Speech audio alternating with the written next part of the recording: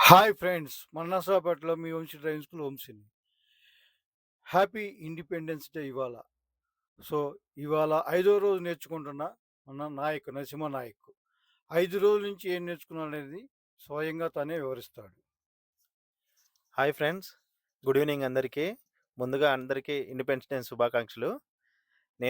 నాకు ఎటువంటి డ్రైవింగ్ అనుభవం లేదు. నేను మొదటిసారి వంశీ డ్రైవింగ్ స్కూల్ ఓనర్ అయిన వంశీ గారిని కలిసాను.